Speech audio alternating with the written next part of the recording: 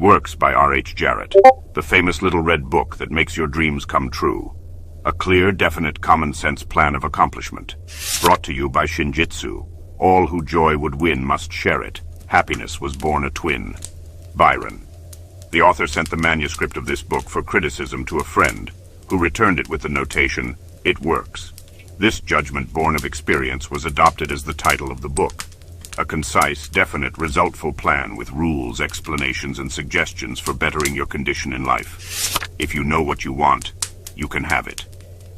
The man who wrote this book is highly successful and widely known for his generosity and helpful spirit. He gives full credit for all that he has accomplished in mastering circumstances, accumulating wealth, and winning friends, to the silent working out of the simple, powerful truth which he tells of in his work.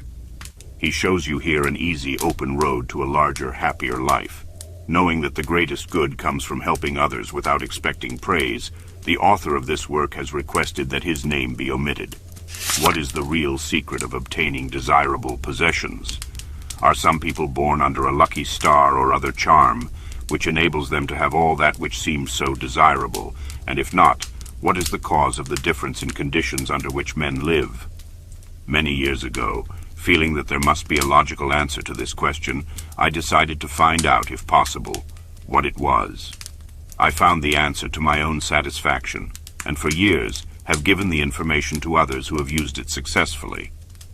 From a scientific, psychological, or theological viewpoint, some of the following statements may be interpreted as incorrect, but nevertheless, the plan has brought the results desired to those who have followed the simple instructions.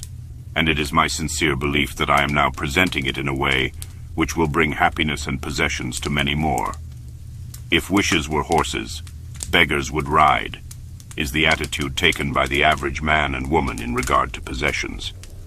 They are not aware of a power so near that it is overlooked, so simple in operation that it is difficult to conceive, and so sure in results that it is not made use of consciously or recognized as the cause of failure of success.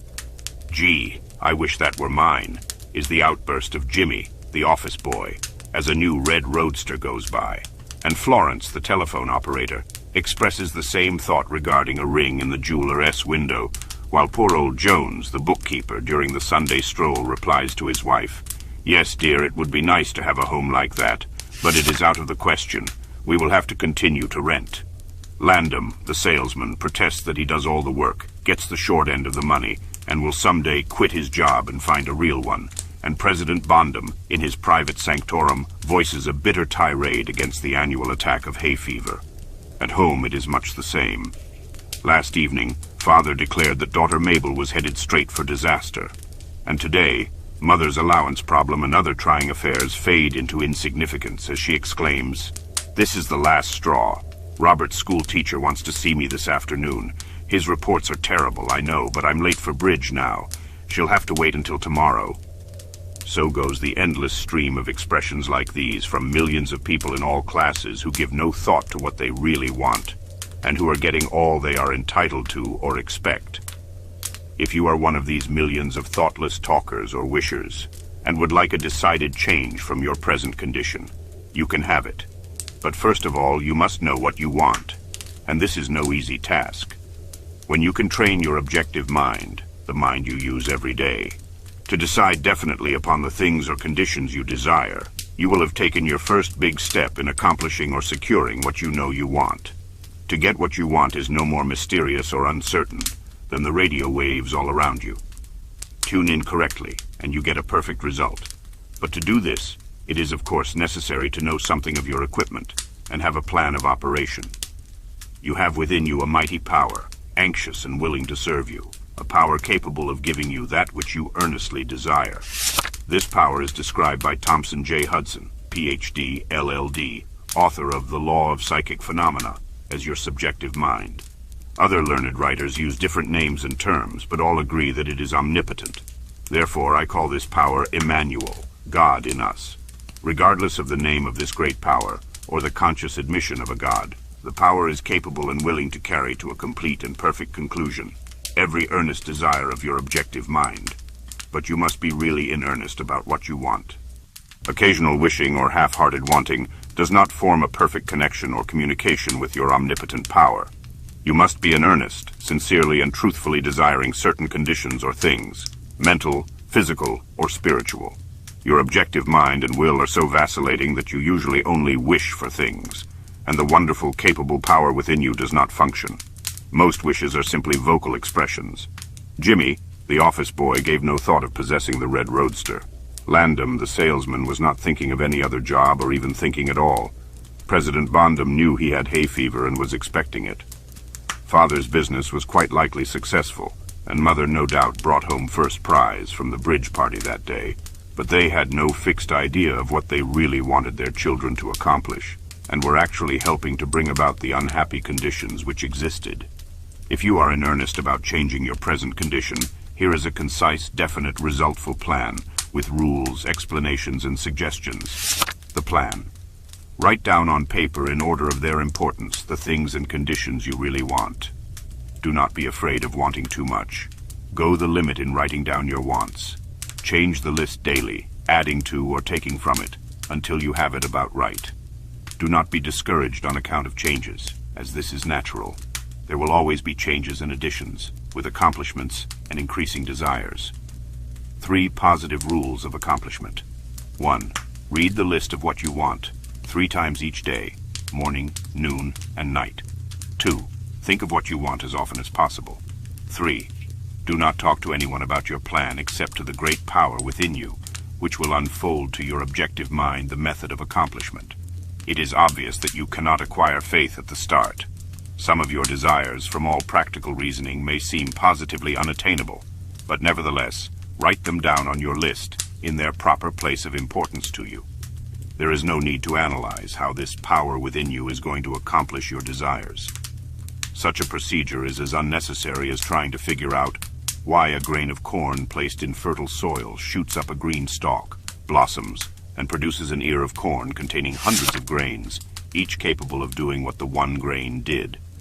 If you will follow this definite plan and carry out the 3 simple rules, the method of accomplishment will unfold quite as mysteriously as the ear of corn appears on the stalk, and in most cases, much sooner than you expect. When new desires, deserving position at or about the top of your list, come to you, then you may rest assured you are progressing correctly. Removing from your list items which at first you thought you wanted is another sure indication of progress.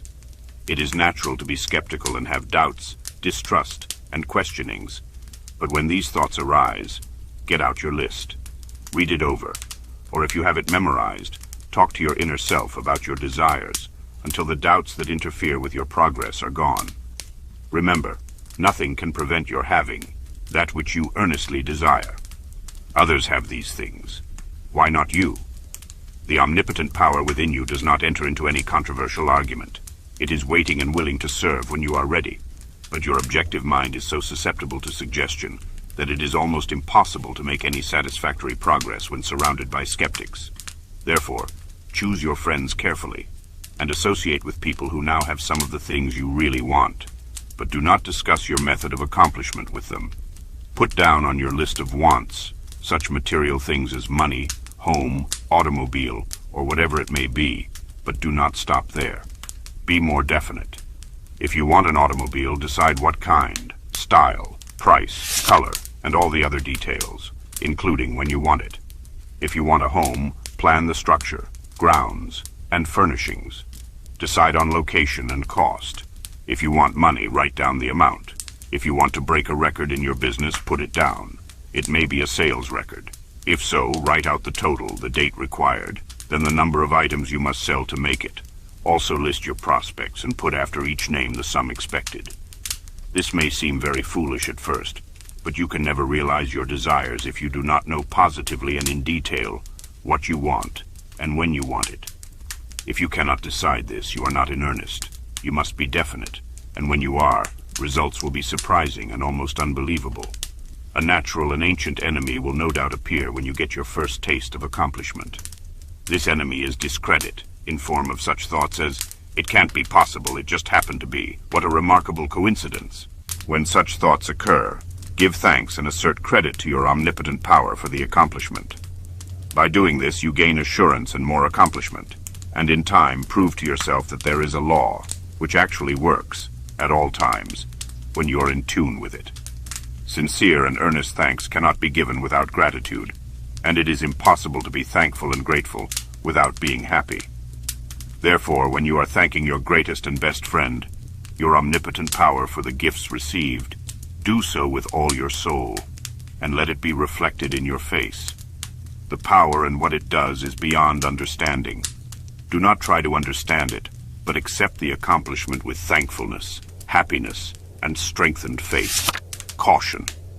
It is possible to want and obtain that which will make you miserable, that which will wreck the happiness of others, that which will cause sickness and death, that which will rob you of eternal life.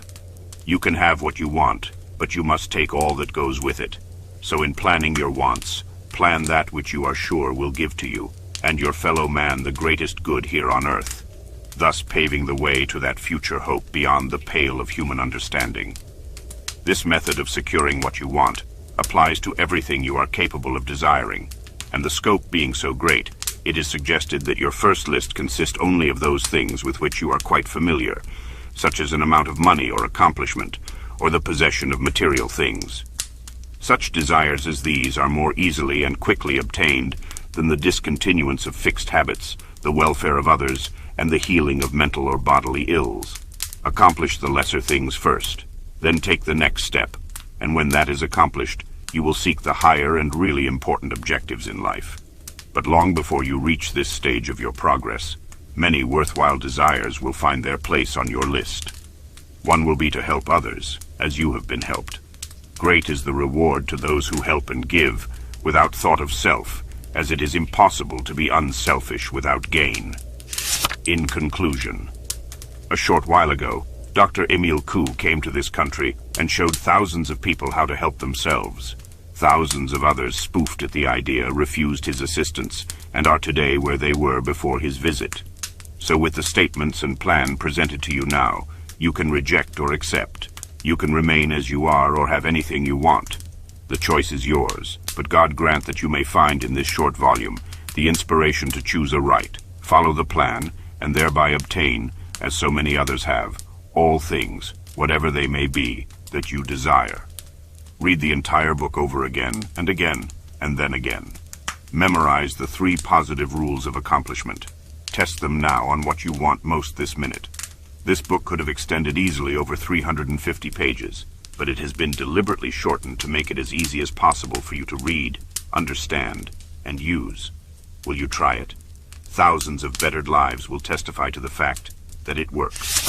A letter to you from the author. Dear reader, the great possessions of life are all gifts mysteriously bestowed. Sight, hearing, aspiration, love, or life itself. The same is true of ideas. The richest of them are given to us as, for instance, the powerful idea which this book has given you. What are you going to do with it? Are you surprised when I tell you the most profitable thing you can do is to give it away? You can do this in an easy and practical way, by having this book sent to those you know who need it. In this way, you can help in the distribution of this worthwhile effort to make the lives of others better and happier. You know people who are standing still, or who are worried or discouraged. This is your chance to help them, help themselves. If you withhold this book from them, you will lose the conscious satisfaction that comes from doing good.